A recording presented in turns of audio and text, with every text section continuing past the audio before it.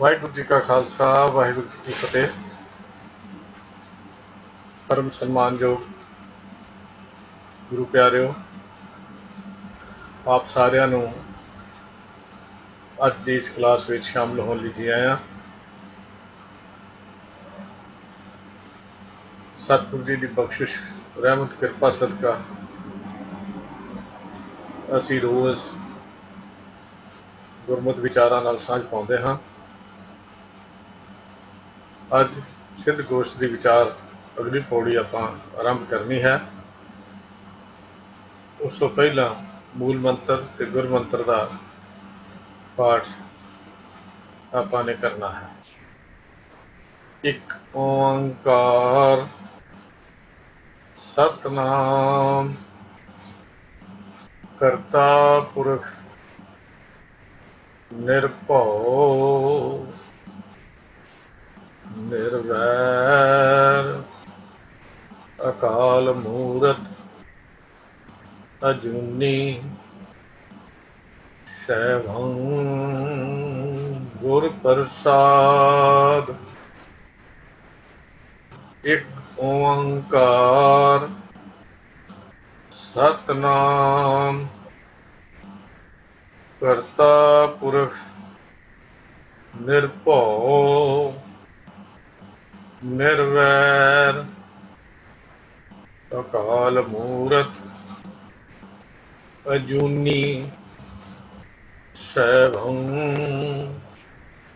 ਗੁਰ ਪ੍ਰਸਾਦ।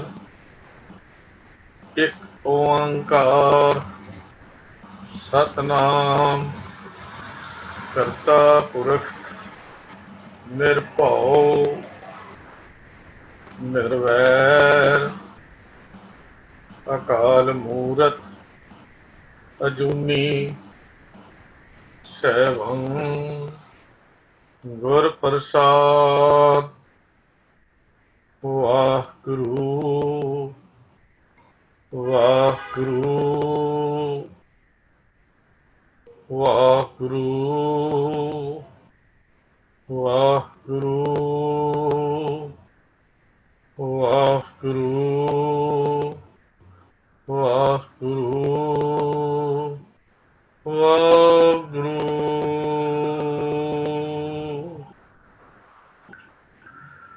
ਵਾਹਿਗੁਰੂ ਜੀ ਕਾ ਖਾਲਸਾ ਵਾਹਿਗੁਰੂ ਜੀ ਕੀ ਫਤਿਹ। ਗੁਰੂ ਸਵਾਰਿਓ, ਸਤਿਗੁਰੂ ਗੁਰੂ ਨਾਨਕ ਪਾਤਸ਼ਾਹ ਜੀ ਦੀ ਰਚੀ ਹੋਈ ਬਾਣੀ ਸਿੱਧ ਗੋਸ਼ਟ ਦੀ ਲੜੀਵਾਰ ਵਿਚਾਰ ਅਸੀਂ ਕਰ ਰਹੇ ਹਾਂ। ਪਿਛਲੀਆਂ ਇਹਨਾਂ ਕਲਾਸਾਂ ਵਿੱਚ 65 ਨੰਬਰ ਪੌੜੀ ਤੱਕ ਅਸੀਂ ਸ਼ਬਦ ਦੀ ਵਿਚਾਰ ਕਰ ਚੁੱਕੇ ਹਾਂ। ਅੱਜ 66ਵੀਂ ਪੌੜੀ ਤੋਂ ਇਹ ਵਿਚਾਰ ਆਰੰਭ ਹੋਣੀ ਹੈ। 66ਵੀਂ ਪੌੜੀ ਦੇ ਵਿੱਚ ਕੀ ਵਿਚਾਰ ਸਤਿਗੁਰੂ ਜੀ ਨੇ ਦਿੱਤੇ ਹਨ ਜਾਂ ਸਿੱਧਾਂ ਨੇ ਸਵਾਲ ਪੁੱਛੇ ਹਨ, ਪਹਿਲਾਂ ਇਸ ਦਾ ਪਾਠ ਆਪਾਂ ਸਰਵਣ ਕਰ ਲਈਏ। ਜਾਂ ਇਹ ਹਿਰਦਾ ਦੇ ਨਾ ਹੋਤੀ, ਤੋ ਮਨ ਕੈਠੈ ਰਹਤਾ। ਨਾਭ ਕਮਲ ਅਸਥੰਭ ਨਾ ਹੋਤੋ, ਤਾਂ ਪਵਨ ਕਵਨ ਘਰ ਸਹਿਤਾ। ਜਾਂ ਇਹ ਹਿਰਦਾ ਦੇ ਨ ਹੋਤੀ, ਤੋ ਮਨ ਕੈਠੈ ਰਹਤਾ। ਨਾਭ ਕਮਲ ਅਸਥੰਭ ਨਾ ਹੋਤੋ, ਤਾਂ ਪਵਨ ਕਵਨ ਘਰ ਸਹਿਤਾ। ਰੂਪ ਨਾ ਹੋਤੋ, ਰੇਖ ਨ ਕਾਈ, ਤਾਂ ਸ਼ਬਦ ਕਹਾਂ ਲਿਵ ਲਾਈ। रक्त बिंद की मड़ी न होती, मित कीमत नहीं पाई,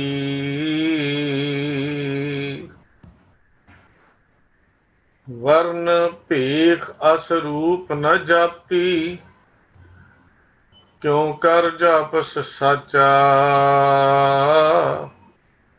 नानक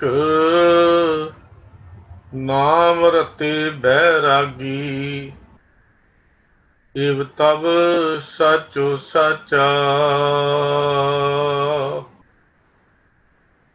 वर्ण भेख असरूप न जापी, क्यों कर जापस साचा, नानक नाम रते बैरागी, ਇਹ ਤਬ ਸਾਚੋ ਸਾਚਾ।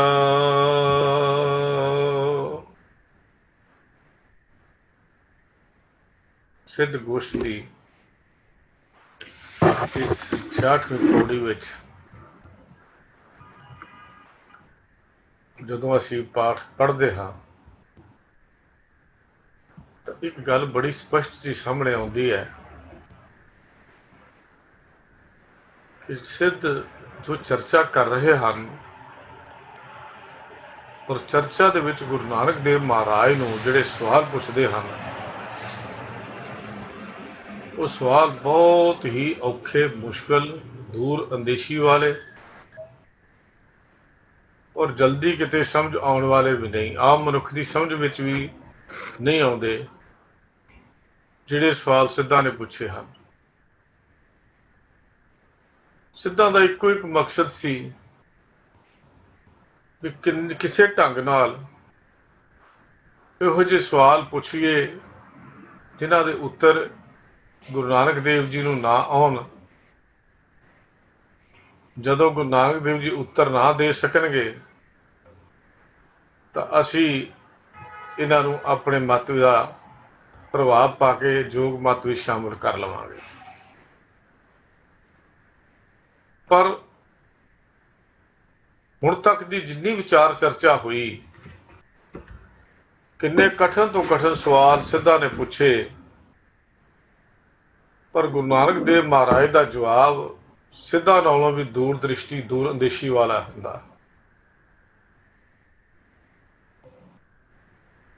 ਸਿੱਧ ਗੋਸ਼ਟ ਦੀ ਪੌੜੀ ਨੰਬਰ 64 ਦੇ ਵਿੱਚ, ਕਿਉਂਕਿ ਇਸ ਪੌੜੀ ਨੂੰ ਸਮਝਣ ਲਈ ਕੁਝ ਵਿਚਾਰ ਪਿਛਲੀਆਂ 2 ਪੌੜੀਆਂ ਦੀ ਕਰਨੀ ਬੜੀ ਜ਼ਰੂਰੀ ਹੈ। 3 ਪੌੜੀ ਤਾਂ ਸਮਝ ਆਏਗੀ। ਇਹ ਪੌੜੀ ਦੀ ਇਹ ਸਵਾਲ ਵੀ ਸਾਨੂੰ ਤਾਂ ਹੀ ਸਮਝ ਆਉਣਗੇ। 64 ਨੰਬਰ ਪੌੜੀ ਵਿੱਚ ਸਿੱਧਾਂ ਨੇ ਸਵਾਲ ਕੀਤਾ ਸੀ, ਹੇ ਉਦੂ ਨਾਨਕ, ਮਨ ਮਸਤ ਹਾਥੀ ਵਰਗਾ ਹੈ। ਆਪਾਂ ਆਪਣੀ ਯਾਦ ਵਿੱਚੋਂ ਜੋ ਅਸੀਂ ਸੁਣਿਆ ਹੈ ਉਹਨੂੰ ਆਪਣੀ ਅੱਖਾਂ ਦੇ ਸਾਹਮਣੇ ਲਿਆਈਏ, ਉਹਨੂੰ ਯਾਦ ਕਰੀਏ। ਪਿਛਲੀਆਂ ਪੌੜੀਆਂ ਵਿੱਚ ਅਸੀਂ ਕੀ ਸੁਣਿਆ, ਕੀ ਸਮਝਿਆ, ਕੀ ਵਿਚਾਰਿਆ, ਤਾਂ ਸਾਨੂੰ ਯਾਦ ਦੇ ਉਸ ਦਾਇਰੇ ਵਿੱਚ ਇਹ ਗੱਲ ਸਾਹਮਣੇ ਆਏਗੀ ਕਿ ਸਿੱਧਾਂ ਨੇ ਇਹ ਪ੍ਰਸ਼ਨ ਪੁੱਛਿਆ ਸੀ, ਹੇ ਉਦੂ ਨਾਨਕ, ਹੇ ਜੋਗੀ ਨਾਨਕ, ਮਨ ਮਸਤ ਹਾਥੀ ਵਰਗਾ ਹੈ, ਇਹ ਕਿੱਥੇ ਟਿਕੇ, ਇਸ ਦੀ ਦੌੜ ਭੱਜ ਕਿਵੇਂ ਖਤਮ ਹੋਵੇ। ਇਹ ਮਨ ਮੈਗਲ ਕਹਾਂ ਬਸੀ ਅਲੇ, ਕਿੱਥੇ ਟਿਕੇਗਾ ਇਹ ਮਨ, ਕਿੱਥੇ ਟਿਕਦਾ। ਤਾਂ ਸਤਿਗੁਰੂ ਗੁਰੂ ਨਾਨਕ ਦੇਵ ਮਹਾਰਾਜ ਨੇ ਉਸ ਵੇਲੇ ਉੱਤਰ ਦਿੱਤਾ ਸੀ ਕਿ ਜੇ ਪ੍ਰਭੂ ਪ੍ਰਸੰਨ ਹੋ ਜਾਏ, ਪ੍ਰਭੂ ਟੁੱਟ ਜਾਏ, ਫਿਰ ਗੁਰੂ ਨਾਲ ਮਿਲਾਪ ਹੁੰਦਾ ਹੈ, ਗੁਰੂ ਮਿਲਦਾ ਹੈ। ਗੁਰੂ ਆਤਮਿਕ ਜੀਵਨ ਦੇ ਵਿੱਚ ਰੋਸ਼ਨੀ ਕਰਦਾ ਹੈ, ਗਿਆਨ ਦੀ ਰੋਸ਼ਨੀ ਗੁਰੂ ਦਿੰਦਾ ਹੈ। ਗੁਰੂ ਤੋਂ ਬਿਨਾਂ ਗਿਆਨ ਦੀ ਪ੍ਰਾਪਤੀ ਨਹੀਂ ਹੁੰਦੀ। ਫਿਰ ਜਿਵੇਂ ਜਿਵੇਂ ਗੁਰੂ ਦੀ ਮੱਤ ਧਾਰਨ ਕਰੀਦੀ ਹੈ, ਗੁਰੂ ਦੇ ਹੁਕਮ ਤੇ ਚੱਲਣਾ ਆਉਂਦਾ ਹੈ, ਹੁਕਮ ਰਜਾਈ ਬਲਣਾ ਸਿੱਖਦੇ ਹਾਂ,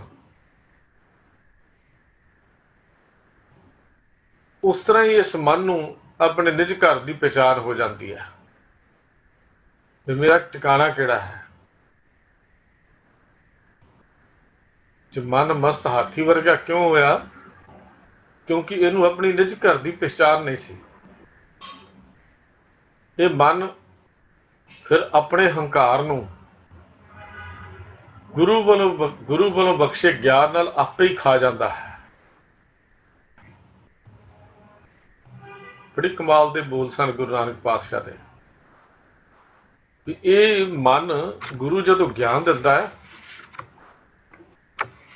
तो ये मन नू जिहड़ा हंकार दियां टीसियां दे मस्त हाथी वर्गा बनया होया सी, उस ज्ञान नाल अपनी हौमे नू अपने हंकार नू एक साड़ सुटदा है, खा जाता है। आप सेती आप खाया,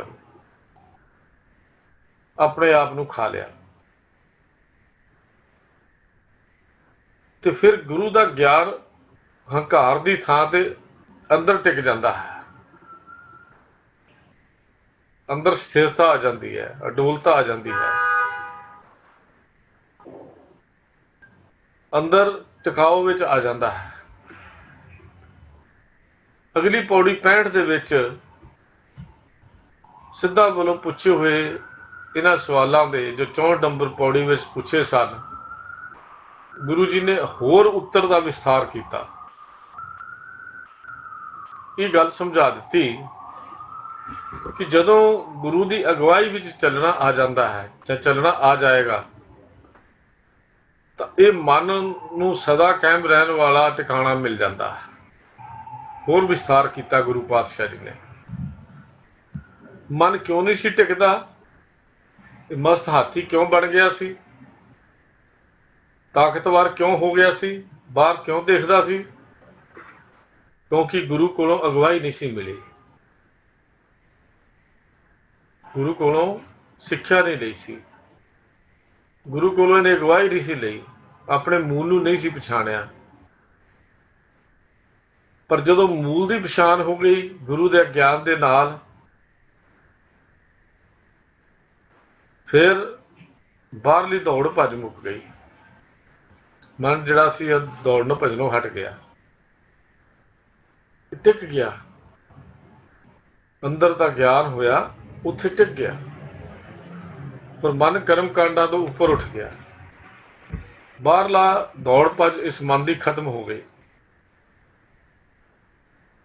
जदों धर्म के नां ते केवल दौड़ भज हो गए, केवल अडंबर हो गए, तो यह समझ लेना चाहिए कि हजे मूल की पहचान नहीं हुई, दिखावा ही हो गए। मुहब्बत ना बने, प्रेम ना बने, इश्क ना बने अपने प्यारे नाल, तो फिर यह समझ लेना चाहिए कि हाले गुरु नाल साडा मूल की पछाण असी नहीं कर सके, गुरु नाल जुड़े नहीं, अडंबर किया है, पखंड किया है, दिखावा किया है। क्योंकि कर्म करन दे नाल गुरु नहीं मिलता, कर्म विचों धर्म का जन्म हो जाए तो गुरु मिलता है। कर्मी सहज ना उपजाए, बिन सहज सहसा ना जाए, न जाए सहसा किते संजम, रहे कर्म कुमाए। कोई गावे रागी नादी वेदी बहु भांत कर, नहीं हर हर भीजै राम राजे, ना अंतर कपट विकार है ते ना रोए क्या कीजै। ये अडंबर है। पूरी गल समझा दी गुरु ने, भाई केवल दिखावे नाल जां अडंबर करन दे नाल धर्मी नहीं बन सकीदा, मन टिकाव विच नहीं आउंदा, मन मूल की पहचान नहीं कर सकता। जदों मन नूं टिकाणा मिल जाता फिर तो गुरु साहब कहण लगे, हे सिद्धो फिर इस श्वासां नूं तुहाडे वांगू घुमाउण दी लोड़ नहीं पैंदी, इन्हां नूं सुखमना विच टिका के लोड़ नहीं पैंदी। सगों ये तो पवन का जिथों श्वासां दा मुੱਢ है, नाभि है, उत्थे टिक जाता है जिथे की दौड़ भज खत्म हो जाती है। फिर तुहाडे वांगू घुमा घुमा के लोगों को दिखाउण की लोड़ नहीं पैंदी। हुण अज की पौड़ी 66वीं जिहड़ी है, सिद्धा ने सवालों विचों होर सवाल खड़े किए। उन्हां सवालों नूं अगे वध के होर सवाल सिद्धा ने खड़े किए। तो पहला सवाल सिद्ध करते हैं ਜਾਂ ਇਹ ਹਿਰਦਾ ਦੇ न होती तो मन कैथे रहता। कैठे का अर्थ है कैठ है, किस थां ते, कैठ है किस थां ते। देह का अर्थ है शरीर। आ साडी मिट्टी की पुतली, माटी को पुतरा, ये देह। देह का अर्थ है शरीर। हुण सिद्धा ने सवाल जिहड़ा कीता, कह लगे हे उदू नानक शरीर ही नहीं सी, देह ही नहीं सी, हिरदा ही नहीं सी, इहदी होंद ही नहीं सी होई। जद श्वास भी हिरदा नहीं सी, श्वास नहीं सी, तो उस वक्त मन कित्थे टिकिया सी? उत्थे उदों मन कित्थे रहिंदा सी? उदों मन की चेतन सदा कित्थे टिकी हुई सी, कित्थे रहिंदी सी? जदों देह ही नहीं सी, उदों फिर कित्थे मन टिकदा सी? तो 5 सवाल सिद्धा ने इस पौड़ी च पूछे हैं।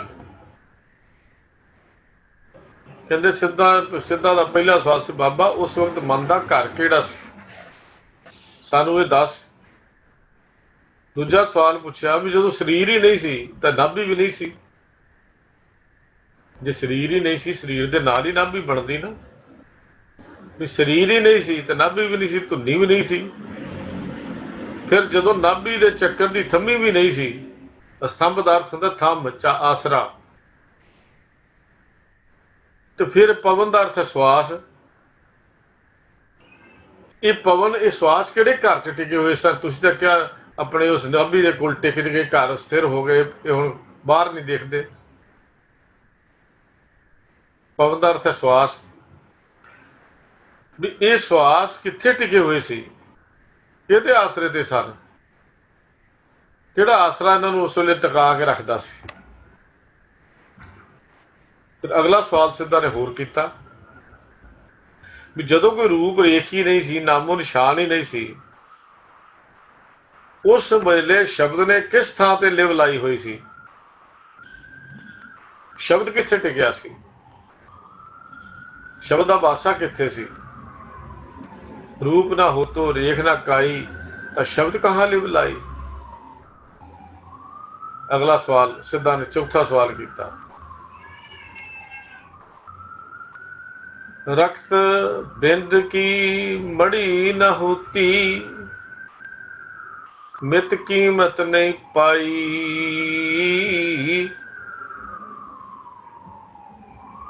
रक्त बिंद, मां दा खून और पिता दा वीरज, बिंद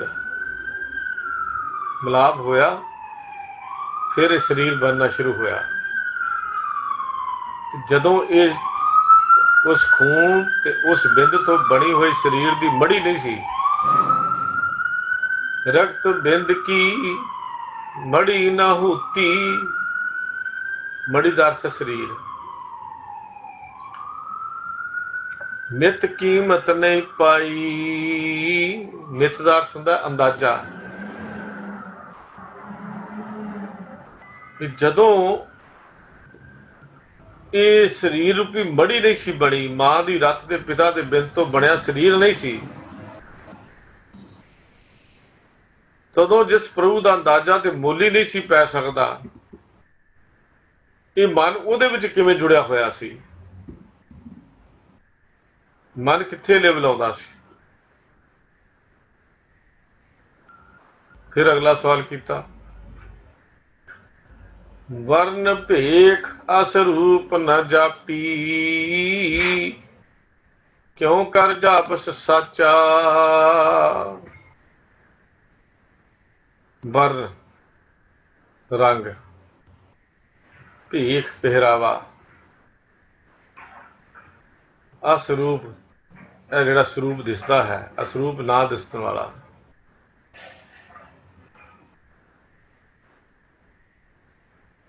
क्यों कर, किस ढंग नाल, किस तरीके नाल जापस जपिया जांदा सी? सच्चा सदा कायम रहने वाला परमेश्वर। भी हे उदू नानक ਜਦੋਂ ਪ੍ਰਭੂ ਦਾ ਕੋਈ ਰੂਪ ਰੰਗ ਸਰੂਪ ਹੀ ਨਹੀਂ ਦਿਸਦਾ,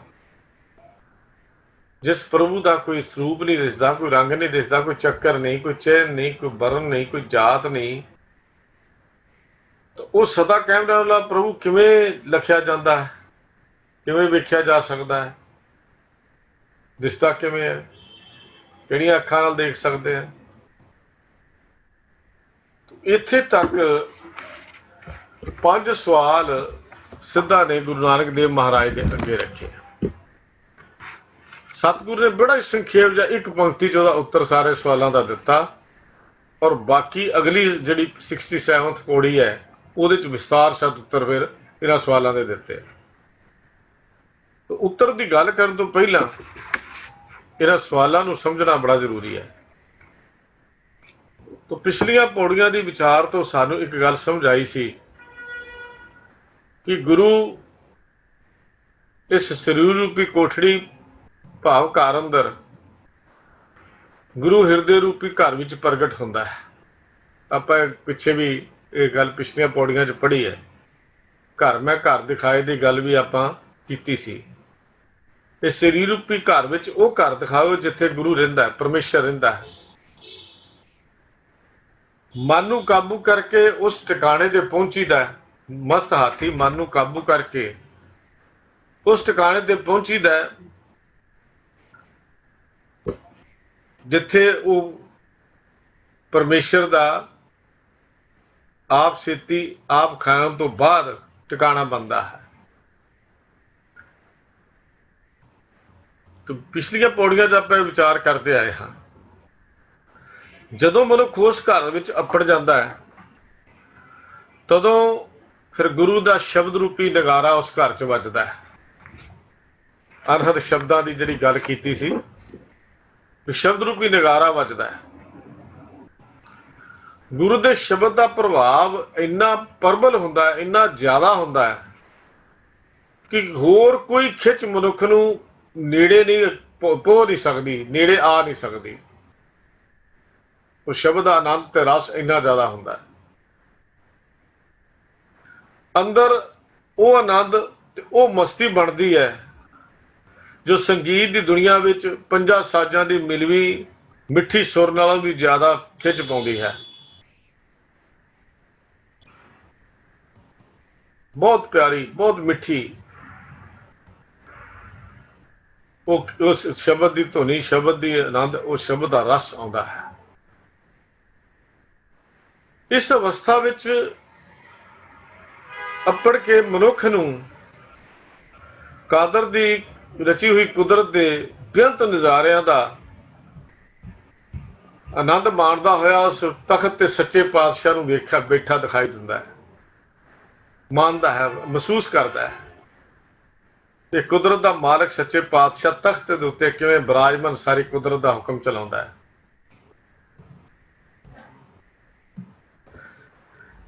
ਉੱਥੇ ਅਪੜਿਆ ਮਨੁੱਖ, ਉਸ ਅਵਸਥਾ ਵਿੱਚ ਪਹੁੰਚਿਆ ਹੋਇਆ ਮਨੁੱਖ ਮਾਨੋ ਆਤਮਕ ਆਨੰਦ ਦੇ ਸ਼ੈਬਰ ਲਈ, ਜਿਵੇਂ ਮੀਂਹ ਪੈਂਦਾ ਹੈ ਸ਼ੈਬਰ ਜੀ ਲੱਗੀ ਵੇਖਦਾ ਰਹਿੰਦਾ ਹੈ। ਜਦੋਂ ਮੀਂਹ ਪੈਂਦਾ ਤਾਂ ਉਹ ਇਹ ਨਹੀਂ ਦੇਖਦਾ ਵੀ ਇੱਕ ਖੇਤ ਨੂੰ ਪੈਣਾ, ਮੈਂ ਇਹਨੂੰ ਫਸਲ ਦੇਣੀ ਹੈ, ਇਹਨੂੰ ਨਹੀਂ ਦੇਣੀ। ਹਰ ਪਾਸੇ ਪੈਂਦਾ ਹੈ, ਉਹਦੇ ਅੰਦਰ ਫਿਰ ਹਰ ਪਾਸੇ ਉਹ ਆਨੰਦ ਦੀ ਸ਼ੈਬਰ ਲੱਗਦੀ ਹੈ। ਰੱਬੀ ਮਿਲਾਪ ਵਿੱਚ ਬੈਠਾ ਮਨੁੱਖ ਇਹ ਮਾਨੋ ਕਿ ਸ਼ਬਦ ਸੁਣ ਸੁਣ ਕੇ ਅਫੁਰ ਅਵਸਥਾ ਵਿੱਚ ਆਪਣੀ ਸੁਰਤ ਜੋੜੀ ਰੱਖਦਾ ਹੈ। ਅਫੁਰ ਅਵਸਥਾ ਵਿੱਚ ਆਪਣੀ ਸੁਰਤ ਜੋੜੀ ਰੱਖਦਾ। ਰੱਬੀ ਮਿਲਾਪ ਦੀ ਮੌਜ ਵਿੱਚ, ਆਨੰਦ ਵਿੱਚ ਇੰਨਾ ਮਸਤ ਹੁੰਦਾ ਹੈ ਕਿ ਜਗਤ ਦਾ ਕੋਈ ਫੁਰਨਾ ਵੀ ਉਸਦੇ ਮਨ ਵਿੱਚ ਹੁਣ ਪੈਦਾ ਨਹੀਂ ਹੁੰਦਾ। ਇੰਨਾ ਆਨੰਦ ਲੈਂਦਾ, ਇੰਨਾ ਮਸਤ ਹੁੰਦਾ। ਜਿਵੇਂ ਜਿਵੇਂ ਪ੍ਰਭੂ ਦੇ ਗੁਣਾਂ ਨਾਲ ਸਾਂਝ ਪਈ ਜਾਂਦੀ ਹੈ, ਪੱਕੀ ਹੁੰਦੀ ਜਾਂਦੀ ਹੈ, ਮਨ ਦਾ ਫੁਰਨਾ ਮਨ ਵਿੱਚ ਹੀ ਗਰਕ ਹੋ ਜਾਂਦਾ ਹੈ, ਖਾਧਾ ਜਾਂਦਾ ਹੈ, ਸੜ ਜਾਂਦਾ ਹੈ। ਫੁਰਨੇ ਜਿਹੜੇ ਹਨ ਮਨ ਵਿੱਚ ਹੀ ਗਰਕ ਜਾਂਦੇ ਹਨ। ਮਨ ਦੀ ਮਸਤ ਹਾਥੀ ਵਾਲੀ ਦੌੜ ਮੁੱਕ ਜਾਂਦੀ ਹੈ, ਕਿਉਂਕਿ ਹਿਰਦੇ ਰੂਪੀ ਕਮਲ ਫੁੱਲ ਮਾਇਆ ਦੇ ਵਿੱਚੋਂ ਨਿਕਲ ਕੇ ਮੁੜ ਕੇ ਨਾਮ ਅੰਮ੍ਰਿਤ ਦੇ ਨਾਲ ਭਰ ਜਾਂਦਾ ਹੈ। ਆਤਮਕ ਆਨੰਦ ਦੇ ਹੁਲਾਰੇ ਮਾਣਦਾ ਹੋਇਆ ਉਹ ਪ੍ਰਭੂ ਜੋ ਜਗਤ ਦਾ ਮੁੱਢ ਹੈ, ਉਹ ਪਰਮੇਸ਼ਰ ਜੋ ਜਗਤ ਦਾ ਸਿਰਜਣਹਾਰ ਹੈ, ਯੁਗਾਂ ਦੇ ਬਣਨ ਤੋਂ ਵੀ ਪਹਿਲਾਂ ਦਾ ਹੈ,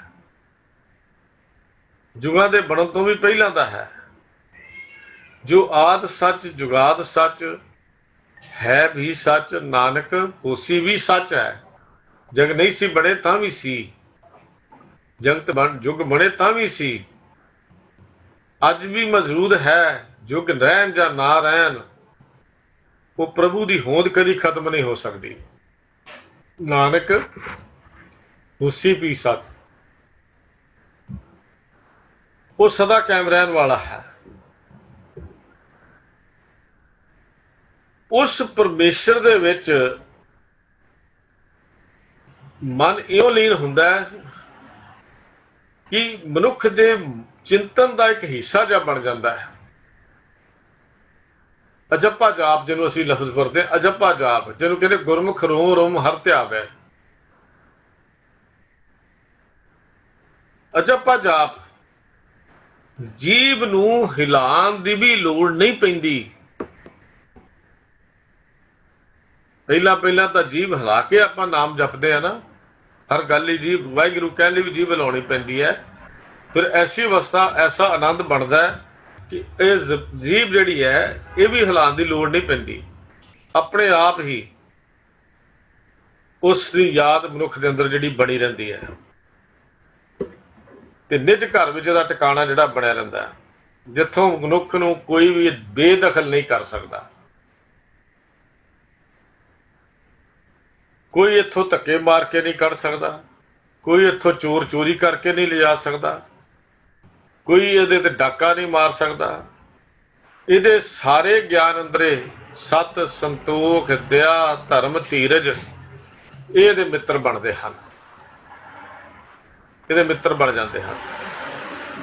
ਸਤਿਗੁਰ ਦੇ ਸ਼ਬਦ ਦੀ ਸਮਝ ਨਾਲ ਮਨੁੱਖ ਨਿਰੋਲ ਆਪਣੇ ਘਰ ਨੂੰ ਲੱਭ ਲੈਂਦਾ ਹੈ, ਆਪਣੇ ਘਰ ਵਿੱਚ ਮਸਤ ਹੋ ਜਾਂਦਾ ਹੈ। ਤੇ ਗੁਰੂ ਨਾਨਕ ਸਾਹਿਬ ਕਹਿੰਦੇ ਵੀ ਮੈਂ ਅਜਿਹੇ ਮਨੁੱਖ ਨੂੰ, ਇਹੋ ਜਿਹੇ ਮਨੁੱਖ ਦਾ ਮੈਂ ਆਪ ਸੇਵਕ ਹਾਂ, ਦਾਸ ਹਾਂ। ਬਹੁਤ ਪਿਆਰੇ ਬੋਲ ਮਹਾਰਾਜ ਨੇ ਮਲਾਰ ਰਾਗ ਦੇ ਵਿੱਚ ਗੁਰੂ ਨਾਨਕ ਪਾਤਸ਼ਾਹ ਨੇ ਲਿਖੇ ਹਨ। ਸਾਹਿਬ ਕਹਿੰਦੇ ਘਰ ਮੈਂ ਘਰ ਦਿਖਾਏ ਦੇ, ਸੋ ਸਤਿਗੁਰ ਪੁਰਖ ਸੁਜਾਨ, ਪੰਜ ਸ਼ਬਦ ਧੁਨ ਘਾਰ ਧੁਨ ਤੈ ਬਾਜੇ ਸ਼ਬਦ ਨਿਸ਼ਾਨ। ਨਿਸ਼ਾਨ ਦਾ ਅਰਥ ਨਗਾਰਾ। ਦੀਪ ਲੋ ਪਤਾਲ ਤੇ ਖੰਡ ਮੰਡਲ ਹੈਰਾਨ, ਤਾਰ ਘੋਰ ਬਜੰਤਰ ਤੈ ਸਾਚ ਤਖਤ ਸੁਲਤਾਨ। ਸੁਖਮਨ ਕੇ ਕਰ ਰਾਗ ਸੁਨ, ਸੁਨ ਮੰਡਲ ਲਿਵ ਲਾਏ, ਅਕਥ ਕਥਾ ਵਿਚਾਰੀਏ ਮਨਸਾ ਮਨੇ ਸਮਾਏ। ਉਲਟ ਕਮਲ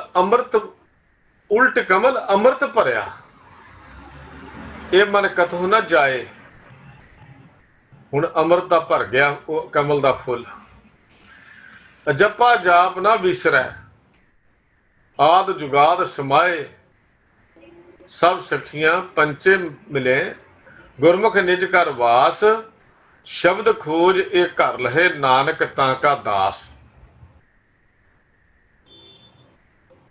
ਜਦੋਂ ਸਿੱਧਾ ਨੇ ਗੁਰੂ ਨਾਨਕ ਪਾਤਸ਼ਾਹ ਦਾ ਉੱਤਰ ਸੁਣਿਆ ਤਾਂ ਉਸ ਜਵਾਬ ਦੇ ਵਿੱਚੋਂ ਹੁਣ ਹੋਰ ਸਵਾਲ ਪ੍ਰਗਟ ਇਹ ਕਰ ਦਿੱਤਾ, ਜਿਹੜਾ ਅੱਜ ਦਾ ਪਹਿਲਾ ਸਵਾਲ ਹੈ।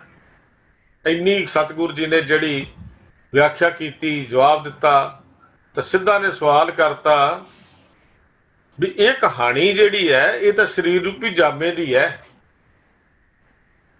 ਜਦੋਂ ਸਰੀਰ ਸੀ ਤਾਂ ਹੀ ਤਾਂ ਇਹ ਜੁੜ ਸਕਿਆ ਅੰਦਰ, ਪਰ ਜਦੋਂ ਇਹ ਸਰੀਰ ਹੀ ਨਹੀਂ ਸੀ, ਦੇਹ ਹੀ ਨਹੀਂ ਸੀ, ਹਿਰਦਾ ਹੀ ਨਹੀਂ ਸੀ, ਤਾਂ ਮਨ ਕਿੱਥੇ ਰਹਿੰਦਾ ਸੀ। ਹੁਣ ਗੁਰੂ ਸਾਹਿਬ ਜੀ ਦੇ ਉਸ ਉੱਤਰ ਵਿੱਚੋਂ ਸਿੱਧਾ ਨੇ ਆਪਣਾ ਅਗਲਾ ਸਵਾਲ ਕੱਢ ਕੇ ਗੁਰੂ ਨਾਨਕ ਪਾਤਸ਼ਾਹ ਦੇ ਅੱਗੇ ਇਹ ਰੱਖਿਆ, ਕਿਉਂਕਿ ਚਰਚਾ ਚੱਲ ਰਹੀ ਹੈ ਨਾ। ਚਰਚਾ ਦੇ ਵਿਸ਼ੇ ਨੂੰ ਅੱਗੇ ਤੋਰਨ ਲਈ ਪਿਛਲੇ ਸੰਬੰਧ ਜੋੜਨਾ ਬੜਾ ਜ਼ਰੂਰੀ ਹੁੰਦਾ ਹੈ। ਉਹਨਾਂ ਪੌੜੀਆਂ ਦੇ ਵਿਚਲਾ ਜਿਹੜਾ ਸਵਾਲਾਂ ਦੇ ਜਵਾਬ ਗੁਰੂ ਨਾਨਕ ਪਾਤਸ਼ਾਹ ਦਿੱਤੇ ਤੇ ਸਿੱਧਾ ਨੇ ਗੁਰੂ ਨਾਨਕ ਸਾਹਿਬ ਪਾਤਸ਼ਾਹ ਦੇ ਦਿੱਤੇ ਗਏ ਉੱਤਰਾਂ ਵਿੱਚੋਂ ਅਗਲਾ ਸਵਾਲ ਜਿਹੜਾ ਸੀ ਸਤਿਗੁਰੂ ਦੇ ਅੱਗੇ ਖੜਾ ਕਰ ਦਿੱਤਾ ਵੀ ਇਹ ਉਸ ਮਨ ਦਾ ਟਿਕਾਣਾ ਕਿੱਥੇ ਸੀ? ਸ੍ਰਿਸ਼ਟੀ ਰਚਨਾ ਤਾਂ ਬਾਅਦ ਵਿੱਚ ਬਣੀ ਹੈ, ਸਾਨੂੰ ਇਹਦੇ ਬਾਰੇ ਜਾਣਕਾਰੀ ਦਿਓ। ਇਹ ਸਵਾਲ ਸਮਝਣ ਲਈ ਪਿਛਲੀਆਂ ਪੌੜੀਆਂ ਦਾ ਆਪਾਂ ਹਵਾਲਾ ਲੈਣਾ ਪਿਆ। ਦੂਜਾ ਸਵਾਲ ਕੀਤਾ ਉਹਨਾਂ ਨੇ ਨਾਭ ਕਮਲ ਦਾ। ਨਾਭ ਕਮਲ ਅਸਥੰਭ ਨਾ ਹੋਤੋ ਤਾਂ ਪਵਨ ਕਵਨ ਘਰ ਰਸੈਤਾ। ਇਹ ਸਵਾਲ ਸਿੱਧਾ ਨੇ ਅਗਲਾ ਕਰਤਾ ਵੀ ਜਦੋਂ ਨਾਭੀ ਵੀ ਜੋ ਜੋਗੀਆਂ ਦੀ ਮਿੱਥ ਅਨੁਸਾਰ ਕਮਲ ਦੇ ਫੁੱਲ ਵਰਗੇ ਆਕਾਰ ਦੀ ਹੈ, ਜੋਗੀਆਂ ਦੀ ਮਿੱਥ ਅਨੁਸਾਰ ਇਹ ਨਾਭੀ ਜਿਹੜੀ ਹੈ ਕਮਲ ਦੇ ਫੁੱਲ ਵਰਗੇ ਆਕਾਰ ਦੀ ਹੈ, ਜਦੋਂ ਸਰੀਰ ਹੀ ਨਹੀਂ ਸੀ ਤਾਂ ਫਿਰ ਨਾਭੀ ਕਿੱਥੇ ਸੀ? ਫਿਰ ਨਾਭੀ ਦਾ ਚੱਕਰ ਕਿੱਥੇ ਸੀ? ਫਿਰ ਇਹ ਥੰਮ ਕਿਹੜੀ ਆਸਰੇ ਤੇ ਟਿਕੀ ਹੋਈ ਸੀ, ਕਿਹੜੇ ਆਸਰੇ ਤੇ ਖੜੀ ਸੀ? ਜੇ ਨਾਭੀ ਹੈ ਸੀ ਤਾਂ ਕਿਹੜੇ ਆਸਰੇ ਤੇ ਖੜੀ ਸੀ? ਹੁਣ ਤਾਂ ਸਰੀਰ ਦੇ ਵਿੱਚ ਹੈ, ਉਹ ਕਿਹੜੀ ਥੰਮੀ ਸੀ ਜਿੱਥੇ ਨਾਭੀ ਖੜੀ ਹੋਈ ਸੀ? ਦੇਖੋ ਸਵਾਲਾਂ ਦੇ ਜਿਹੜੇ ਉੱਤਰ ਗੁਰੂ ਨਾਨਕ ਸਾਹਿਬ ਨੇ ਦਿੱਤੇ, ਤੁਸੀਂ ਕਹਿੰਦੇ ਹੋ ਵੀ ਉਹ ਸ਼ਬਦ ਜਿਹੜਾ ਸੀ ਨਾਭ ਦੇ ਉੱਥੇ ਉਹਨੇ ਟਿਕਾਣਾ ਨਿਸ਼ਚਿਤ ਕਰ ਲਿਆ, ਉਹ ਟਿਕ ਗਿਆ, ਹੁਣ ਮਨ ਭਟਕਣੋਂ ਹਟ ਗਿਆ, ਬਾਹਰ ਨਹੀਂ ਜਾਂਦਾ। ਤੇ ਜਦੋਂ ਹੈ ਹੀ ਨਹੀਂ ਸੀ ਸਰੀਰ, ਹੁਣ ਸਾਨੂੰ ਇਹ ਦੱਸੋ ਵੀ ਉਦੋਂ ਨਾਭੀ ਕਿੱਥੇ ਟਿਕਦੀ ਸੀ, ਕਿਹੜਾ ਆਸਰਾ ਸੀ, ਕਿਹੜਾ ਥੰਬ ਸੀ ਜਿਹਦੇ ਉੱਤੇ ਉਹ ਖੜੀ ਸੀ? ਆਪਾਂ ਆਸਰੇ ਦਿੰਦੇ ਥੰਮੀਆਂ ਲਾਉਂਦੇ ਆ ਛੱਤਾਂ ਦੇ ਥੱਲੇ, ਇਦਾਂ ਹੀ ਉਹ ਸਵਾਲ ਉਹਨਾਂ ਨੇ ਸਿੱਧਾ ਨੇ ਹੁਣ ਗੁਰੂ ਨਾਨਕ ਸਾਹਿਬ ਦੇ ਅੱਗੇ ਰੱਖਿਆ। ਹਿੰਦੂਇਜ਼ਮ ਦੀ ਇੱਕ ਪੁਰਾਤਨ ਪੁਰਾਣਿਕ ਮਨੌਤ ਇਹ ਹੈ ਕਿ ਸ੍ਰਿਸ਼ਟੀ ਰਚਨਾ ਤੋਂ ਪਹਿਲਾਂ ਵਿਸ਼ਨੂੰ ਸਮੁੰਦਰ ਦੀ ਸੇਜਾ ਤੇ ਬਿਰਾਜਮਾਨ ਸੀ। ਥੋੜਾ ਜਿਹਾ ਨਾਭ ਕਮਲ ਦੀ ਗੱਲ ਨੂੰ ਸਮਝਣ ਲਈ ਛੋਟੇ ਜਿਹੇ ਇੱਕ ਦੋ ਮਿੰਟਾਂ 'ਚ ਗੱਲ ਸਮਝਣੀ ਬੜੀ ਜ਼ਰੂਰੀ ਹੈ। ਇਹਨਾਂ ਦੀ ਇੱਕ ਮਨੌਤ ਹੈ ਪੁਰਾਤਨ ਕਿ ਇਹ ਜਿਹੜਾ ਵਿਸ਼ਨੂੰ ਸੀ ਉਹ ਸਮੁੰਦਰ ਦੀ ਸੇਜਾ ਦੇ ਉੱਤੇ ਬਿਰਾਜਮਾਨ ਸੀ। ਲక్ష్ਮੀ ਉਹਦੇ ਪੈਰ ਘੁੱਟਦੀ ਸੀ, ਜਿਹੜੀ ਲక్ష్ਮੀ ਹੈ ਇਹ ਉਹਦੇ ਪੈਰ ਘੁੱਟਦੀ ਸੀ ਵਿਸ਼ਨੂੰ ਦੇ। ਇਸ ਦੀ ਨਾਭੀ ਵਿੱਚੋਂ ਇੱਕ ਕਮਲ ਪੈਦਾ ਹੋਇਆ। ਨਾਭ ਕਮਲ ਨਾ ਕਿੱਥੋਂ ਪਿਆ? ਜੋਗੀ ਇਹ ਗੱਲ ਮੰਨਦੇ ਨੇ ਕਿਉਂਕਿ ਜੋਗੀਆਂ ਦਾ ਮਤ ਗੁਰੂ ਨਾਨਕ ਸਾਹਿਬ ਜੀ ਨੇ ਇਹ ਜਪ ਦੀ ਬਾਣੀ ਵਿੱਚ ਏਕਾ ਮਾਈ ਜੁਗਤ ਵਿਆਈ ਤਿੰਨ ਚੇਲੇ ਪ੍ਰਵਾਨ, ਇੱਕ ਸੰਸਾਰੀ, ਇੱਕ ਭੰਡਾਰੀ, ਇੱਕ ਲਾਏ ਦੀਵਾਨ, ਤਿੰਨਾਂ ਦੀ ਗੱਲ ਕੀਤੀ ਉੱਥੇ। ਪਰ ਸਤਿਗੁਰੂ ਜੀ ਨੇ ਅੱਗੋਂ ਕਿਹਾ ਤੁਹਾਡਾ ਮਤ ਇਹ ਕਹਿੰਦਾ, ਮੇਰਾ ਮਤ ਤਾਂ ਕਹਿੰਦਾ ਨਹੀਂ। ਖੈਰ ਉਦੋਂ ਉਹਨਾਂ ਦਾ ਇਹ ਖਿਆਲ ਇਹ ਹੈ ਕਿ ਵਿਸ਼ਨੂੰ ਦੀ ਨਾਭੀ ਦੇ ਵਿੱਚੋਂ ਇੱਕ ਕਮਲ ਪੈਦਾ ਹੋਇਆ ਤੇ ਇਸ ਕਮਲ ਦੇ ਵਿੱਚੋਂ ਬ੍ਰਹਮਾ ਨੇ ਜਨਮ ਲਿਆ, ਜਿਹਨੂੰ ਉਤਪਤੀ ਦੀ ਗੱਲ ਕਹਿੰਦੇ ਨੇ। ਵੀ ਬ੍ਰਹਮਾ ਨੇ ਉਸ ਕਮਲ ਦੇ ਵਿੱਚੋਂ ਜਨਮ ਲਿਆ ਤੇ ਜਿਸ ਨੇ ਸਾਰੀ ਸ੍ਰਿਸ਼ਟੀ ਦੀ ਰਚਨਾ ਕਰ ਦਿੱਤੀ। ਹਿੰਦੂ ਮਨੌਤ ਦੀ ਗੱਲ ਕਰ ਰਹੇ ਹਾਂ। ਮਨੌਤ ਹੈ ਕਿ ਬ੍ਰਹਮਾ ਨੂੰ ਅਭਿਮਾਨ ਹੋ ਗਿਆ, ਹੰਕਾਰ ਹੋ ਗਿਆ ਕਿ ਮੇਰੀ ਉਤਪਤੀ ਕਮਲ ਦੇ ਵਿੱਚੋਂ ਨਹੀਂ ਹੋਈ, ਮੈਂ ਫੁੱਲ ਜੋ ਥੋੜੀ ਜੰਮਿਆ ਹੋਵਾਂਗਾ। ਤਾਂ ਕਹਿੰਦੇ ਫਿਰ ਉਹਨੂੰ ਇੱਕ ਅਸਮਾਨੋਂ ਆਵਾਜ਼ ਆਈ। ਹਿੰਦੂ ਮਨੌਤ ਦੀ ਗੱਲ ਕਰ ਰਹੇ ਹਾਂ। ਇਹ ਕਹਾਣੀਆਂ ਇਹੋ ਜਿਹੀਆਂ ਹੀ ਨੇ ਸਾਰੀਆਂ, ਇਹ ਤਾਂ ਸਾਨੂੰ ਲਵ ਕੁਸ਼ ਦੀ ਔਲਾਦ ਦੱਸਦੇ ਨੇ, ਇਹਨਾਂ ਦੀ ਆਪਣੀ ਕਹਾਣੀਆਂ ਨੂੰ ਸੁਣ ਕੇ ਦੇਖੋ। ਕਹਿੰਦੇ ਨੇ ਫਿਰ ਉਹਨੂੰ ਅਸਮਾਨੋਂ ਇੱਕ ਆਵਾਜ਼ ਆਈ, ਉਹ ਤੂੰ ਇਹੋ ਹੀ ਹੈ, ਇਹੋ ਜਿਹੀ ਹੈ, ਇੱਥੋਂ ਹੀ ਤੇਰਾ ਜਨਮ ਹੋਇਆ। ਐਵੇਂ ਨਾ ਭਰਮ ਵਹਿਮ ਕਰ, ਸੰਸਾ ਨਾ ਕਰ ਬੈਠ, ਆਪਣੇ ਦਿਲ ਵਿੱਚ ਨਾ ਸੋਚ। ਲੇਕਿਨ ਬ੍ਰਹਮਾ ਨੇ ਗੁੱਸੇ 'ਚ ਆ ਕੇ ਕਹਿੰਦਾ ਨਹੀਂ, ਉਹਨੇ ਕਮਲ ਦੇ ਵਿੱਚ ਦੀ ਨਾਲੀ ਦੇ ਜ਼ੋਰ ਦੀ ਲੱਤ ਮਾਰ ਦਿੱਤੀ, ਜਿਸ ਕਰਕੇ ਉਹ ਬ੍ਰਹਮਾ ਉਹਦੇ ਵਿੱਚ ਹੀ ਗੁੰਮ ਹੋ ਗਿਆ। ਤੇ ਕਈ ਕਹਿੰਦੇ ਨੇ 36 ਯੁੱਗ ਇਹ ਭਟਕਦਾ ਰਿਹਾ, 36 ਯੁੱਗ ਉਹਨਾਂ ਦੇ ਕਹਿਣ ਮੁਤਾਬਕ। ਕਮਲ ਆਪ ਜੀ ਤੁਸੀਂ ਥੋੜਾ ਬਹੁਤਾ ਗਿਆਨ ਰੱਖਦੇ ਹੋ, ਜਿਹੜਾ ਇੱਕ ਭੇਂ ਹੁੰਦਾ ਨਾ, ਭੇਂ ਲੰਬੇ ਲੰਬੇ ਭੇਂ ਜਿਹੜੇ ਹੁੰਦੇ ਨੇ, ਇਹ ਭੇਂ ਉਹ ਕਮਲ ਦੀ ਜਿਹੜੀ ਨਾਲੀ ਹੈ ਉਹਦੇ ਥੱਲੇ ਹੁੰਦਾ ਹੈ, ਚਿੱਕੜ ਦੇ ਵਿੱਚ ਪੈਦਾ ਹੁੰਦਾ ਹੈ। ਕਮਲ ਜਿਹੜਾ ਭੇਂ ਹੈ ਬਹੁਤ ਗੰਦਗੀ ਵਿੱਚੋਂ ਇਹ ਪੈਦਾ ਹੁੰਦਾ ਹੈ। ਤੇ ਕਮਲ ਦੀ ਨਾਲੀ ਦੇ ਥੱਲੇ ਇਹ ਜਿਹੜੀ ਲੰਬੀ ਜੀ ਚੀਜ਼ ਹੁੰਦੀ ਉੱਥੇ ਭੇਂ ਕਹਿੰਦੇ ਨੇ, ਉਹਦੇ ਵਿੱਚੋਂ ਉਹਨੂੰ ਕੱਢਦੇ ਨੇ, ਚਿੱਕੜ ਦੇ ਵਿੱਚੋਂ। ਤੇ ਉਸ ਨੂੰ ਇਹ ਜਿਹੜੀ ਭੇਂ ਹੁੰਦੇ ਉਹਨੂੰ ਇਹ ਬ੍ਰਹਮਾ ਦੀ ਮਾਂ ਕਹਿੰਦੇ ਆ।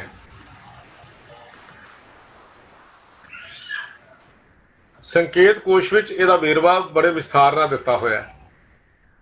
ਉਹਨੂੰ ਇਹ ਬ੍ਰਹਮਾ ਦੀ ਮਾਂ ਆਖਦੇ ਨੇ।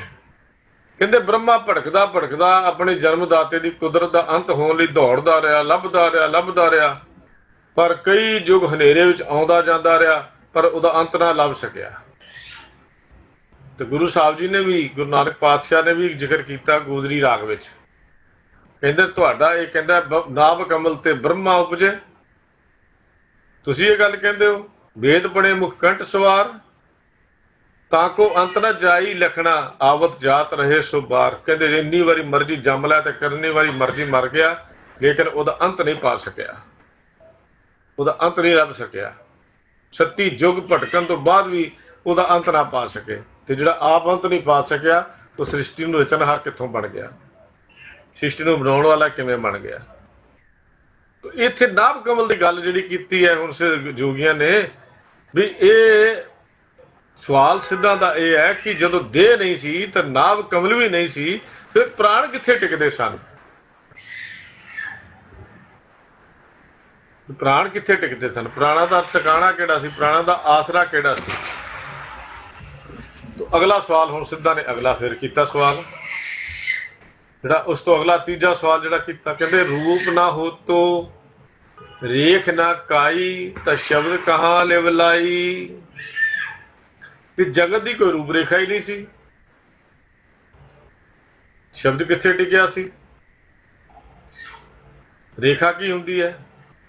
ਰੇਖਾਵਾਂ ਜੋ ਅਸੀਂ ਖਿੱਚਦੇ ਆ, ਰੇਖਾ ਲਾਈਨਾਂ ਲਕੀਰਾਂ ਜਿਹੜੀਆਂ ਅਸੀਂ ਖਿੱਚਦੇ ਆ, ਉਹ ਰੇਖਾਵਾਂ ਨਾਲ ਹੀ ਜਿਹੜਾ ਹੈ ਉਹ ਚਿੱਤਰ ਬਣਾਇਆ ਜਾ ਸਕਦਾ, ਚਿੱਤਰਿਆ ਜਾ ਸਕਦਾ ਹੈ। ਚਿੱਤਰ ਨੂੰ ਬਣਾਉਣ ਲਈ ਰੇਖਾ ਖਿੱਚਣੀਆਂ ਪੈਂਦੀਆਂ ਨੇ ਨਾ। ਤੇ ਜਿਹੜਾ ਪਰਮੇਸ਼ਰ ਦਾ ਹੈ ਹੀ ਨਹੀਂ ਸੀ, ਰੇਖਾ ਹੀ ਨਹੀਂ ਸੀ, ਉਹਦਾ ਸਰੂਪ ਹੀ ਨਹੀਂ ਸੀ, ਉਹਦਾ ਚਿੱਤਰ ਕਿਵੇਂ ਬਣ ਸਕਦਾ ਸੀ? ਉਹ ਲਕੀਰਾਂ ਕਿਵੇਂ ਖਿੱਚ ਸਕਦੇ ਸੋ? ਰੂਪ ਨਾ ਹੋ ਤੋ ਹੈ ਹੀ ਨਹੀਂ, ਕੋਈ ਰੰਗ ਰੂਪ ਹੀ ਨਹੀਂ। ਚੱਕਰ ਚਿਹਨਰ ਬਰਨ ਜਾਤਰ ਪਾਤ ਨਹੀਂ ਜੇ, ਰੂਪ ਰੰਗਾ ਰੇਖ ਭੇਖ ਕੋ ਕਹਿ ਨਾ ਸਕਤ ਕਹਿ, ਉਹ ਕਹਿ ਹੀ ਨਹੀਂ ਸਕਦਾ। ਵਾਹਿਗੁਰੂ ਸੱਚੇ ਪਾਤਸ਼ਾਹ ਪਰਮੇਸ਼ਰ ਦਾ ਨਾਂ ਅਸੀਂ ਦੱਸ ਸਕਦੇ। ਹੁਣ ਸਿੱਧਾ ਨੇ ਸਵਾਲ ਹੀ ਕੀਤਾ ਵੀ ਜਦੋਂ ਉਹਨੂੰ ਰੇਖਾਵਾਂ ਵਿੱਚ ਬੰਨਿਆ ਨਹੀਂ ਜਾ ਸਕਦਾ, ਉਹਦੀ ਲੰਬਾਈ ਚੜਾਈ ਵੀ ਹੋਏਗੀ ਕੋਈ? ਜਿਹੜਾ ਰੇਖਾਵਾਂ 'ਚ ਬੰਨ ਲਿਆ ਫਿਰ ਉਹਦੀ ਲੰਬਾਈ ਚੜਾਈ ਵੀ ਹੋਏਗੀ।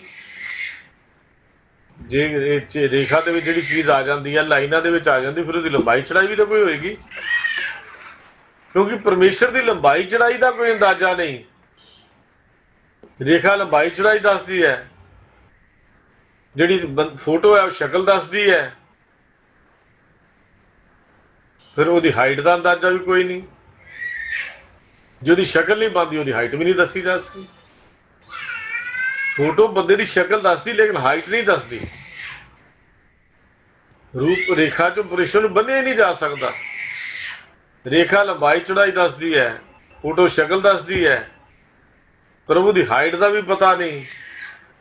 ਤੇ ਫਿਰ ਦੱਸੋ ਹੇ ਉਦੋਂ ਨਾਨਕ, ਜਿਹੜਾ ਤੂੰ ਸ਼ਬਦ ਦੀ ਬਾਰ-ਬਾਰ ਗੱਲ ਕਰੀ ਜਾਂਦਾ, ਸ਼ਬਦ ਦੀ ਬਾਰ-ਬਾਰ ਦੁਹਾਈ ਦੇਈ ਜਾਂਦਾ ਵੀ ਸ਼ਬਦ ਸ਼ਬਦ ਸ਼ਬਦ, ਇਹ ਦੱਸ ਉਦੋਂ ਸ਼ਬਦ ਕਿੱਥੇ ਰਹਿੰਦਾ ਸੀ? ਉਦੋਂ ਸ਼ਬਦ ਨੇ ਕਿੱਥੇ ਲਿਵ ਲਾਈ ਹੋਈ ਸੀ? ਉਦੋਂ ਸ਼ਬਦ ਕਿੱਥੇ ਟਿਕਿਆ ਹੋਇਆ ਸੀ? ਹੁਣ ਤਾਂ ਸਰੀਰ ਬਣ ਗਿਆ, ਮੁਰਖਾ ਸਰੀਰ ਆ ਗਿਆ, ਉੱਥੇ ਸ਼ਬਦ ਦੇ ਅੰਦਰ ਟਿਕਾਣਾ ਕਰ ਲਿਆ, ਉਹਨੇ ਆ ਕੇ ਆਪਣਾ ਸਥਿਰਤਾ ਬਣਾ ਲਈ, ਉਹਦੇ ਨਾਲ ਆਨੰਦ ਆ ਗਿਆ, ਮੌਜਾਂ ਹੋ ਗਈਆਂ, ਆਤਮਕ ਆਨੰਦ ਦੇ ਹੁਲਾਰੇ ਲੈ ਲਏ। ਤੁਹਾਡੇ ਕਹਿਣ ਮੁਤਾਬਕ ਸਿੱਧ ਗੁਰੂ ਨਾਨਕ ਪਾਤਸ਼ਾਹ ਨੂੰ ਇਹ ਸਵਾਲ ਕਰਦੇ ਨੇ। ਪਰ ਜਦੋਂ ਇਹ ਹੈ ਹੀ ਕੁਝ ਨਹੀਂ ਸੀ, ਰੂਪ ਨਾ ਰੇਖ ਨਾ ਰੰਗ, ਕਿਸੇ ਤ੍ਰੈ ਗੁਣ ਤੇ ਪ੍ਰਭ ਭਿੰਨ, ਉਹਦਾ ਤਿੰਨਾਂ ਗੁਣਾਂ ਤੋਂ ਬਾਹਰ ਆਇਆ। ਫਿਰ ਜਦੋਂ ਇਨਸਾਨ ਵੀ ਨਹੀਂ ਸੀ ਬਣਿਆ, ਦੇਹ ਵੀ ਨਹੀਂ ਸੀ ਬਣੀ, ਸਰੀਰ ਵੀ ਨਹੀਂ ਸੀ ਬਣਿਆ, ਫਿਰ ਕਿੱਥੇ ਸੀ? ਸ਼ਬਦ ਕਿੱਥੇ ਸੀ? ਸ਼ਬਦ ਨੇ ਟਿਕ ਕਿੱਥੇ ਲਾਈ ਹੋਈ ਸੀ? ਸ਼ਬਦ ਕਿੱਥੇ ਟਿਕਿਆ ਸੀ? ਸ਼ਬਦ ਦੀ ਲਿਵ ਕਿੱਥੇ ਜੁੜੀ ਹੋਈ ਸੀ? ਇਹ ਅਗਲਾ ਸਵਾਲ। ਤਾਂ ਗੁਰੂ ਪਾਤਸ਼ਾਹ ਜੀ ਨੇ सिद्धा दे ये सवाल सुन रहे हैं। अगला सवाल किया भी जदों लहू ते बिंद का पुतला ही शरीर ही नहीं सी, रक्त बिंद की मड़ी न होती मित कीमत नहीं पाई।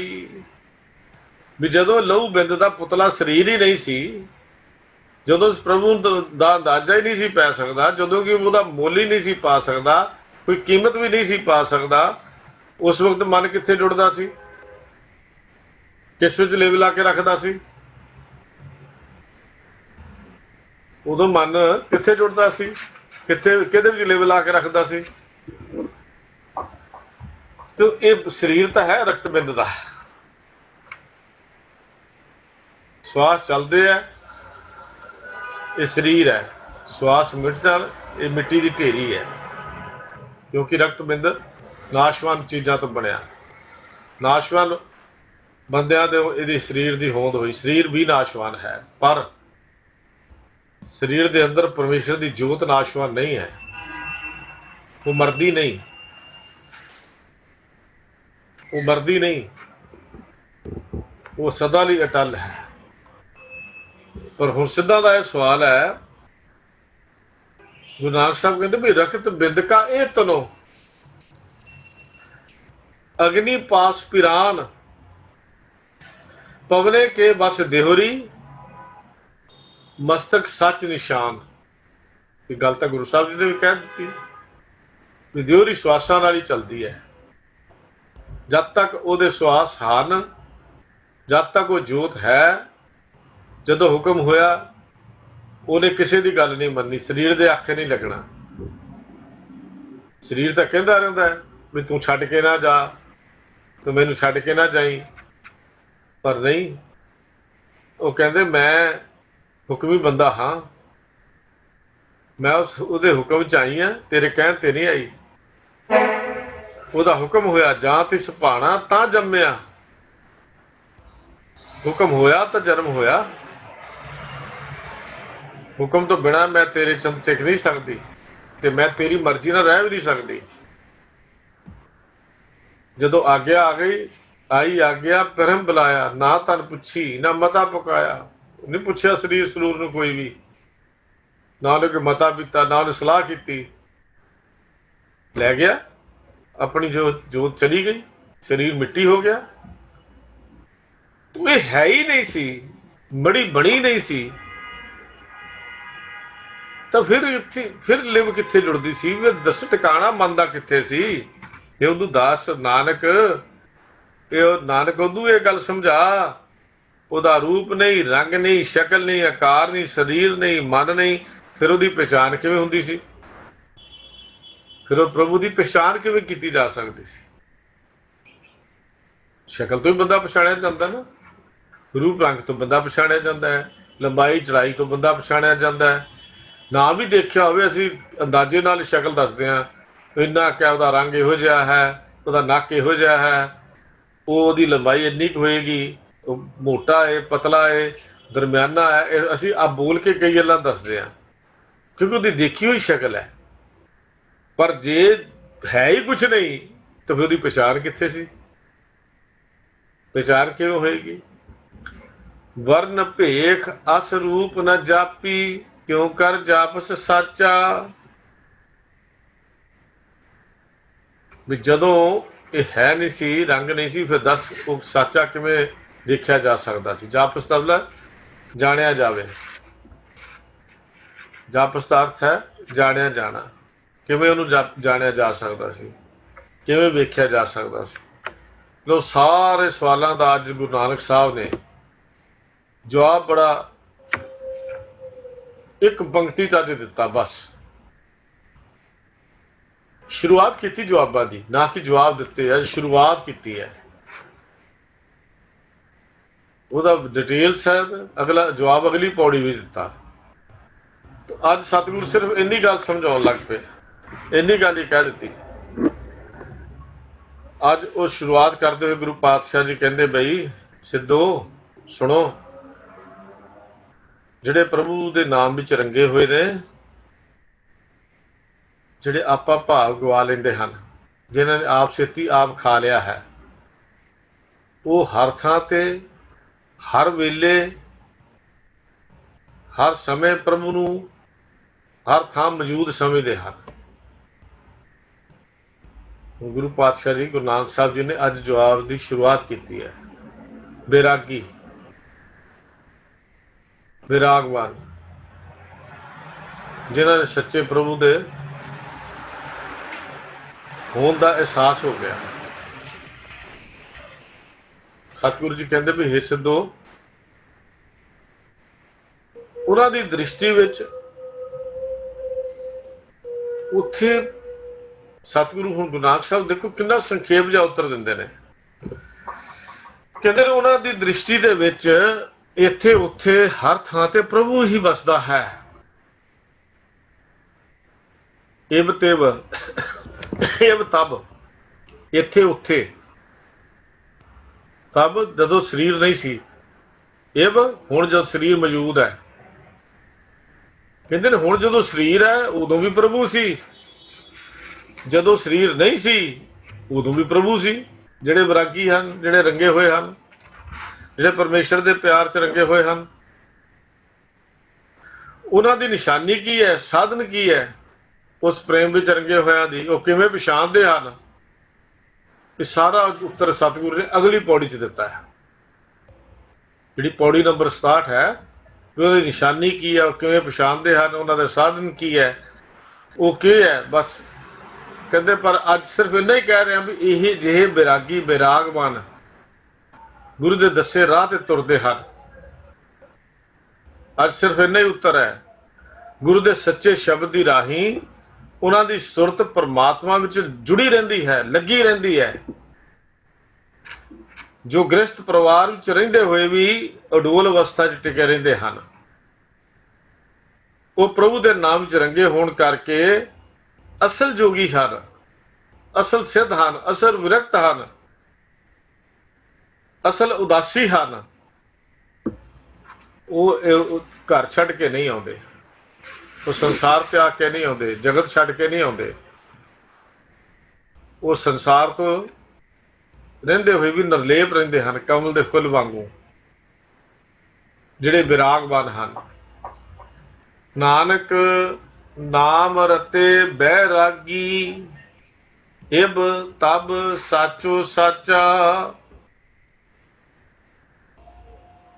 इहो ਜਿਹੇ वैरागी ਵੱਡੇ ਭਾਗਾਂ वाले ਹਨ, ਉਹਨਾਂ ਦੇ उत्तम भाग ਹਨ। ਤੇ ਸਿੱਧੋ ਇਹੋ ਜਿਹੇ ਜਿਹੜੇ ਵਿਰਾਗਵਾਨ ਹਨ ਉਹ ਚੰਗੇ ਉੱਚੇ ਭਾਗਾਂ ਦੀ ਨਿਸ਼ਾਨੀ ਹੈ। ਭਾਵ ਉਹਨਾਂ ਦੀ ਲਿਵ ਕਰਤੇ ਪੁਰਖ ਮਾਰਗ ਵਿੱਚ ਜੁੜੀ ਰਹਿੰਦੀ ਹੈ। ਉਹ ਘਰੇ ਤੁਹਾਡੇ ਵਾਂਗੂ ਨਹੀਂ ਸੰਸਾਰ ਤਿਆਗ ਦਿੱਤਾ, ਉਹ ਤੁਹਾਡੇ ਵਰਗੇ ਨਹੀਂ ਪਰਿਵਾਰ ਤਿਆਗ ਦਿੱਤਾ। देखो सच नूं सच कहण दी हिम्मत भी तो चाहिए है ना। सच नूं सच कहण दी हिम्मत होवे तां ये सिर्फ गुरु नानक देव महाराज इन्नी जुरत कर सकते हैं। किड्डा वड्डा किन्ने सैकड़ियां दी गिनती च सिद्ध ते गुरु नानक ते इकल्ले उत्थे शेर वांगू गरज रहे हैं, सच नूं बयान करते। सिद्धा नूं सिद्धा कहंदे, सिद्धो ਤੁਹਾਡੇ ਵਰਗੇ नहीं ਹਨ ਉਹ ਬੇਰਾਗਵਾਨ ਜਿਨ੍ਹਾਂ ਦੀਆਂ ਗੱਲਾਂ मैं कर रहा हाँ, ਜਿਹੜਿਆਂ ਦੀ ਗੱਲ मैं ਪਿਛਲੀਆਂ ਪੌੜੀਆਂ 'ਚ ਕੀਤੀ ਹੈ, ਜਿਹੜੇ ਗੁਰਮੁਖਾਂ ਦੀ ਗੱਲ मैं ਪਿੱਛੇ ਕਰਕੇ ਆਇਆ, ਉਹ ਤੁਹਾਡੇ ਵਰਗੇ ਨਹੀਂ ਜਿਹੜੇ ਘਰ ਛੱਡ ਕੇ ਆ ਗਏ, ਆਪਣੀਆਂ ਜ਼ਿੰਮੇਵਾਰੀਆਂ ਤੋਂ ਭੱਜ ਗਏ, ਆਪਣੇ ਸਭ ਕੁਝ ਫਰਜ਼ਾਂ ਦਾ ਤਿਆਗ ਕਰ ਗਏ। ਉਹ ਤਾਂ ਆਪਣੇ ਫਰਜ਼ਾਂ ਦੀ ਪਾਲਣਾ ਕਰਦੇ ਹਨ, ਆਪਣੇ ਪਰਿਵਾਰ ਦੇ ਵਿੱਚ ਰਹਿੰਦੇ ਹੋਏ ਵੀ ਉਦਾਸੀ ਹਨ, ਨਿਰਲੇਪ ਹਨ, ਉਹ ਜੋਗੀ ਹਨ। ਤੇ ਪ੍ਰਭੂ ਦੀ ਪਛਾਣ ਵੀ ਉਹਨਾਂ ਨੂੰ ਹੋਣੀ ਹੈ, ਜਿਹੜੇ ਫਰਜ਼ਾਂ ਦੀ ਪਾਲਣਾ ਕਰਦੇ ਹੋਏ ਵੀ ਉਹਦੇ ਤੋਂ ਨਿਰਲੇਪ ਰਹਿੰਦੇ ਹਨ। ਉਹਨਾਂ ਨੂੰ ਸਤਿਗੁਰੂ ਪਾਤਸ਼ਾਹ ਜੀ ਦੀ ਗੱਲ, ਗੁਰੂ ਨਾਨਕ ਪਾਤਸ਼ਾਹ ਜੀ ਦੀ ਇਹ ਗੱਲ ਸਮਝਾਈ। ਕਹਿਣ ਲੱਗੇ, हे ਸਿੱਧੋ, ਨਾਨਕ ਨਾਮ ਰਤੇ ਨਾਮ ਵਿੱਚ ਰੰਗੇ ਹੋਏ ਵਿਰਾਗਵਾਨ ਕਿਹੜੇ? सतगुर सेवन सेवट भागी, सच्चा शब्द जिन्हां एक लिव लागी, जिन्हां दी सुरत केवल शब्द विच है, वो होर कर्म नहीं करते। ਹੋਰ ਕਰਮ ਕਾਂਡਾਂ ਵਿੱਚ ਨਹੀਂ ਪੈਂਦੇ। ਉਹ ਸਦਾ ਕਾਇਮ ਰਹਿਣ ਵਾਲੇ ਸ਼ਬਦ ਵਿੱਚ ਆਪਣੀ ਸੁਰਤ ਲਾ ਕੇ ਰੱਖਦੇ ਹਨ। ਗ੍ਰਹਿ ਕੁਟੰਬ ਮੈਂ ਸਹਿਜ ਸਮਾਧੀ, ਉਹ ਘਰ ਵਿੱਚ ਵੀ ਕੁਟੰਬ ਵਿੱਚ ਹੀ ਸਮਾਧੀ ਵਿੱਚ ਹਨ, ਤੁਹਾਡੇ ਵਾਂਗੂ ਸਮਾਧੀਆਂ ਨਹੀਂ ਲਾਉਂਦੇ। ਨਾਨਕ ਨਾਮ ਰਤੇ ਸੇ ਸੱਚੇ ਬੈਰਾਗੀ, ਜਿਹੜੇ ਨਾਮ ਵਿੱਚ ਰੰਗੇ ਹੋਏ ਨੇ ਉਹ ਸੱਚੇ ਬੈਰਾਗੀ ਹਨ। ਅਸਲ ਵਿੱਚ ਉਹ ਬੈਰਾਗੀ ਹਨ ਜਿਹੜੇ ਨਾਮ ਵਿੱਚ ਰੰਗੇ ਹੋਏ ਨੇ। ਤੇ ਉਹ ਜਿਹੜੇ ਬੈਰਾਗੀ ਹਨ ਉਹਨਾਂ ਦੀ ਨਜ਼ਰ ਵਿੱਚ ਨਾ ਹੁਣ ਕੋਈ ਫਰਕ ਹੈ ਤੇ ਨਾ ਉਦੋਂ ਕੋਈ ਫਰਕ ਸੀ ਜਦੋਂ ਇਹ ਸਰੀਰ ਨਹੀਂ ਸੀ ਬਣਿਆ। ਇਹ ਤਬ ਦੀ ਗੱਲ ਕੀਤੀ। ਇਹ ਹੁਣ ਜਦੋਂ ਸਰੀਰ ਮੌਜੂਦ ਹੈ ਤੇ ਤਬ ਜਦੋਂ ਸਰੀਰ ਮੌਜੂਦ ਨਹੀਂ ਸੀ, ਕੇਵਲ ਉਸ ਕਰਤਾਰ ਦੀ ਇੱਥੇ ਰਚੀ ਹੋਈ ਸਾਰੀ ਖੇਡ ਸੀ। ਤੇ ਕਹਿੰਦੇ ਨੇ ਫਿਰ ਉਦੋਂ ਕੀ ਸੀ? ਇਹ ਸਾਰਾ ਜਵਾਬ ਗੁਰੂ ਪਾਤਸ਼ਾਹ ਜੀ ਨੇ ਜਿਹੜੀ ਪੌੜੀ ਨੰਬਰ 67 ਹੈ ਉਹਦੇ ਵਿੱਚ ਦਿੱਤਾ ਹੈ। ਅੱਜ ਜਿਹੜੇ ਸਿੱਧਾ ਨੇ ਸਵਾਲ ਕੀਤੇ, ਸਵਾਲ ਬੜੇ ਔਖੇ ਸਵਾਲ ਹਨ। ਆਮ ਬੰਦਾ ਦਾ ਜਵਾਬ ਦੇ ਨਹੀਂ ਸਕਦਾ। ਆਮ ਬੰਦੇ ਦੇ ਵੱਸ ਦੀ ਗੱਲ ਵੀ ਨਹੀਂ ਇਹਨਾਂ ਦੇ ਜਵਾਬ ਦੇ ਸਕੇ। ਦੇਖੋ ਕਿੱਦਾਂ ਸਵਾਲ ਕਰਦੇ ਵੀ ਹਿਰਦਾ ਨਹੀਂ ਸੀ, ਦੇਹ ਨਹੀਂ ਸੀ, ਤਨ ਮਨ ਕਿੱਥੇ ਰਹਿੰਦਾ ਸੀ, ਨਾਭੀ ਰੂਪੀ ਕਮਲ ਨਹੀਂ ਸੀ, ਥੰਮੀ ਨਹੀਂ ਸੀ ਤਾਂ ਪਵਨ ਕਿਹਦੇ ਘਰ 'ਚ ਰਹਿੰਦਾ ਸੀ, ਕੋਈ ਰੂਪ ਨਹੀਂ ਸੀ, ਕੋਈ ਰੇਖ ਨਹੀਂ ਸੀ ਤੇ ਸ਼ਬਦ ਨੇ ਕਿੱਥੇ ਲਿਵ ਲਾਈ ਹੋਈ ਸੀ। ਭਾਵ ਸ਼ਬਦ ਕਿੱਥੇ ਸੀ? ਜਦੋਂ ਲਹੂ ਬਿੰਦ ਤੋਂ ਬਣਿਆ ਸਰੀਰ ਨਹੀਂ ਸੀ ਤਦੋਂ ਹਰੀ ਦੀ ਮਿੱਤ ਦਾ ਅੰਦਾਜ਼ਾ ਤੇ ਕੀਮਤ ਕਿਸ ਤੋਂ ਨਹੀਂ ਸੀ ਪਾਈ ਜਾ ਸਕਦੀ? ਇਹ ਦੱਸੋ ਜੀ। ਜਦੋਂ ਉਹਦਾ ਕੋਈ ਰੰਗ ਨਹੀਂ, ਕੋਈ ਰੂਪ ਨਹੀਂ, ਕੋਈ ਰੇਖ ਨਹੀਂ ਤਾਂ ਪਤਾ ਹੀ ਨਹੀਂ ਸੀ ਲੱਗਦਾ ਕਿ ਸੱਚਾ ਵਾਹਿਗੁਰੂ ਦਾ ਕਿਵੇਂ ਪਤਾ ਲੱਗ ਸਕਦਾ ਹੈ, ਉਹਨੂੰ ਕਿਵੇਂ ਦੇਖਿਆ ਜਾ ਸਕਦਾ ਹੈ। ਗੁਰੂ ਨਾਨਕ ਸੱਚੇ ਪਾਤਸ਼ਾਹ ਜੀ ਨੇ ਅੱਗੇ ਕਹਿ ਦਿੱਤਾ ਵੀ ਦੇਖੋ ਭਾਈ, ਬੈਰਾਗੀ ਨਾਮ ਵਿੱਚ ਰੱਤੇ ਹੋਏ ਨੇ, ਉਹਨਾਂ ਨੂੰ ਹੁਣ ਤੇ ਤਦੋਂ ਇੱਥੇ ਲੋਕ ਵਿੱਚ ਪਰਲੋਕ ਵਿੱਚ, ਭਾਵ ਜਦੋਂ ਸਰੀਰ ਸੀ ਜਾਂ ਨਹੀਂ ਸੀ, ਉਦੋਂ ਸੱਚਾ ਪਰਮੇਸ਼ਰ ਹਰ ਜਗ੍ਹਾ ਦੇ ਉੱਤੇ ਉਹਨਾਂ ਨੂੰ ਦਿਸਦਾ ਹੈ। ਉਸ ਦੀ ਹੋਂਦ ਨੂੰ ਹਰ ਥਾਂ ਤੇ ਸਦੀਵ ਤਰਨ ਸਦੀਵ ਹੋਂਦ ਨੂੰ ਮੰਨਦੇ ਹਨ। ਇਹ ਸਵਾਲ ਜਿਹੜੇ ਹਨ ਅੱਜ ਸਿੱਧਾ ਨੇ ਪੁੱਛੇ ਹਨ, ਜਿਨ੍ਹਾਂ ਦਾ ਜਵਾਬ ਗੁਰੂ ਨਾਨਕ ਦੇਵ ਪਾਤਸ਼ਾਹ ਜੀ ਨੇ 67ਵੀਂ ਪੌੜੀ ਵਿੱਚ ਦਿੱਤਾ। ਤਾਂ ਕੱਲ ਇਹਨਾਂ ਸਾਰੇ ਸਵਾਲਾਂ ਦਾ ਜਿਹੜਾ ਜਵਾਬ ਹੈ ਆਪਾਂ ਉਹਦੀ ਵਿਚਾਰ ਕਰਾਂਗੇ ਕਿ ਸਤਿਗੁਰੂ ਜੀ ਨੇ ਇਹ ਕਿਵੇਂ ਇਹ ਗੱਲ ਸਮਝਾਤੀ। ਹਿਰਦਾ ਦੇਹ ਨਾ ਹੋਤੀ ਉਦੋਂ ਤੋ ਮਨ ਸੁਣ ਰਹੇ ਬੈਰਾਗੀ ਕਹਿ ਕੇ ਜਦੋਂ ਨਾਭ ਕਮਲ ਦੀ ਗੱਲ ਵੀ ਦੱਸੀ, ਹਰ ਚੀਜ਼ ਦੱਸੀ ਗੁਰੂ ਨਾਨਕ ਪਾਤਸ਼ਾਹ ਜੀ ਨੇ। ਸਤਿਗੁਰੂ ਜੀ ਰਹਿਮਤ ਕਰਨ। ਸਤਿਗੁਰੂ ਦੇ ਇਹ ਸਵਾਲ ਕੇਵਲ ਸਿੱਧਾਂ ਦੇ ਸਵਾਲ ਨਹੀਂ ਹਨ, ਬਹੁਤ ਸਾਰੇ ਸਾਡਿਆਂ ਦੇ ਵਿੱਚੋਂ ਵੀ ਅੱਜ ਇਹ ਸਵਾਲ ਖੜੇ ਹੁੰਦੇ ਨੇ, ਇਹੋ ਜਿਹੇ ਸਵਾਲ ਜਨਮ ਲੈਂਦੇ ਆ। ਉਹਨਾਂ ਦੇ ਲਈ ਵੀ ਇਸ ਸਤਿਗੁਰੂ ਦਾ ਉਪਦੇਸ਼, ਗੁਰੂ ਨਾਨਕ ਪਾਤਸ਼ਾਹ ਜੀ ਦੀ ਇਹ ਸਿੱਖਿਆ, ਜਿਹਦਾ ਵਿਸਥਾਰ ਕੱਲ੍ਹ ਦੀ ਵਿਚਾਰਾਂ 'ਚ ਆਪਾਂ ਕਰਾਂਗੇ। ਅੱਜ ਦੀ ਵਿਚਾਰ ਕਰਦਿਆਂ ਹੋਈਆਂ ਭੁੱਲਾਂ ਦੀ ਆਪ ਪਾਸੋਂ ਖਿਮਾ ਚਾਹੁੰਦਾ ਹਾਂ। ਪਿਆਰ ਸਤਿ ਫਤਿਹ ਬੁਲਾਓ। ਵਾਹਿਗੁਰੂ ਜੀ ਕਾ ਖਾਲਸਾ, ਵਾਹਿਗੁਰੂ ਜੀ ਕੀ ਫਤਿਹ।